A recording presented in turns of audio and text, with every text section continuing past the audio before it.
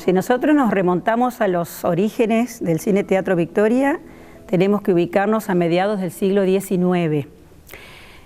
Allí el inmigrante liguro Fortunato Ferro es quien inicia el primitivo teatro. Inclusive hay una carta que él remite en su momento al gobernador Urquiza, donde le solicita la autorización para construir, porque él había destinado un terreno de su propiedad para teatro, pero por el momento lo tenía cubierto por un toldo. Entonces las noches frías de invierno era prácticamente imposible desarrollar las funciones. Bueno, esta carta, como decía, de 1860, tiene como respuesta inmediata un decreto de Urquiza donde lo autoriza a construir el teatro y se compromete incluso a ayudarlo en la empresa. A partir de allí entonces comienza la historia de lo que fue el Teatro Victoria durante la segunda mitad del siglo XIX y las primeras décadas del siglo XX, administrado por Fortunato Ferro, luego se asocia con su yerno Enrique y Pablo Truco, y ambos tienen un gran centro recreativo en realidad. En esas épocas hemos visto el paso de importantes compañías teatrales, de zarzuela, concertistas, la presentación de elencos teatrales y también se comienza a dar cine en el primitivo teatro. Estamos hablando del cine mudo. Aquel primitivo teatro era fundamentalmente hecho con madera, tenía palcos, pero todo con un esquema, digamos, y un material fundamentalmente donde se privilegiaba el tema de la madera, pero el plano, la ubicación es esta donde nos encontramos hoy. Y hacia 1929-30, como sabemos, hay una tremenda crisis internacional que golpea fuertemente el país, y en ese marco es que se desprenden de este centro y sale a remate el teatro. Allí es comprado por la señora Firpo de Rellardo y sus hijos, entre ellos está Juan Bautista, que es muy importante como pionero cinematográfico y teatral, y ellos deciden no solo la adquisición, sino la remodelación de la antigua sala. Y allí es donde aparece la empresa constructora de Ángel Balbi, que lleva a cabo la remodelación solicitada por sus nuevos dueños. Este teatro o esta sala que vemos en este momento es el resultado de aquella remodelación, en donde no van a escatimar esfuerzos en el sentido no solamente de contratar la empresa, ¿no es cierto?, tan reconocida de Ángel Balbi, sino también todos aquellos especialistas o ebanistas o electricistas, es decir, aquellos que estaban como mejor preparados en la materia como para brindar una sala de excelencia. Los trabajos se realizan según lo previsto y en octubre de 1932 se reinaugura la sala. Un detalle interesante que a mí por lo menos me causó así como mucha empatía y simpatía es que los nuevos dueños hacen una especie de consulta popular para ver qué nombre debería tener la nueva sala. Y bueno, hay un sinnúmero de posibilidades, pero la mayoría vota por el antiguo nombre, Teatro Victoria, porque lo remitía seguro a la tradición, a sus recuerdos más queridos, ¿no? Lo que sí, apenas se reabre la sala, comienza la actividad teatral y la cinematográfica. Y otro de los aspectos interesantes en la historia de este edificio es que su constructor, Ángel Balbi, fue uno de los constructores más afamados en la región en la década de 1930. En su haber se pueden anotar no solo la construcción del Cine Teatro Victoria, sino también el edificio del Jockey Club Victoria, el edificio del cine de la Sociedad Italiana en la ciudad de Nogoyá, un cine que también conocimos aquí en Proyectar y que es patrimonio arquitectónico provincial, la propia Municipalidad de Diamante, otro edificio patrimonial que fue obra de Ángel Balbi, este constructor de la ciudad de Victoria que tiene muchísimos edificios en su haber y que hasta una calle de la ciudad hoy lleva su nombre. Él fue el que construyó el actual edificio del Cine Teatro Victoria.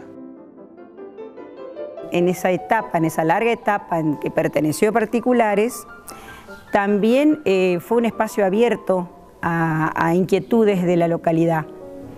Esa es una constante con respecto a la historia de este lugar, porque en Victoria siempre hubo elencos de cantantes, de músicos, de actores y actrices que amaban, digamos, todo lo que tenía que ver la manifestación artística, también academias.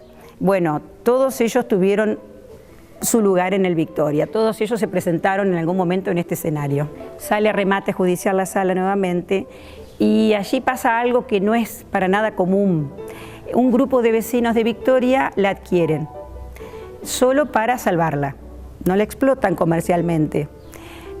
Pocos años después comienza una nueva etapa de cine con el nuevo Cine Victoria, durante las décadas del 70, del 80, luego en esa etapa el cine vuelve a entrar como una especie de cono de sombra, digamos, se deja de dar cine y pasa a ser alquilado el auditorio municipal, siempre perteneciendo a este grupo de vecinos que hablé hace un ratito.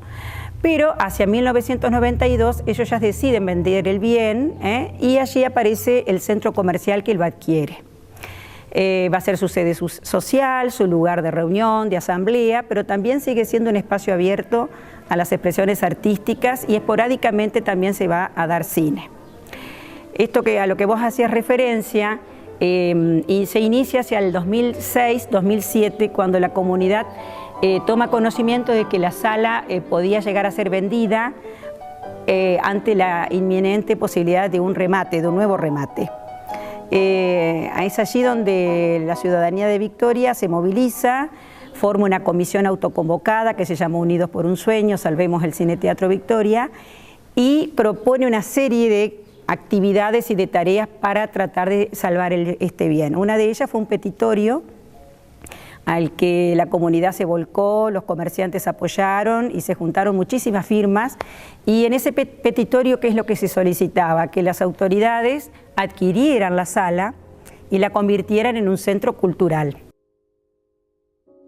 Y otra particularidad de este cine-teatro es que siempre fue impulsado por particulares. Fue un cine-teatro privado que fue luego vendido a otra familia, pero también construido íntegramente por privados, pero siempre un lugar abierto a la comunidad y que estaba en toda la comunidad victoriense muy presente. Por eso distintas luchas sociales se dieron en la ciudad de Victoria para lograr que este cine-teatro no se cierre o que el edificio no se dedique a otras cuestiones que no tengan que ver con la difusión de la cultura local y regional. Durante distintas etapas de la historia esto sucedió, con el cine cerca de cerrar y vecinos luchando para que la historia se revierta. Finalmente algo que tuvo final feliz porque en el 2008 fue comprado por la propia Municipalidad de Victoria y luego también puesto en valor, que se logró con todo este proceso que hoy en día tenga abiertas sus puertas y se dedique justamente a lo que tiene que ver con el cine y con el teatro. En 2013-2014 se hace la puesta en valor.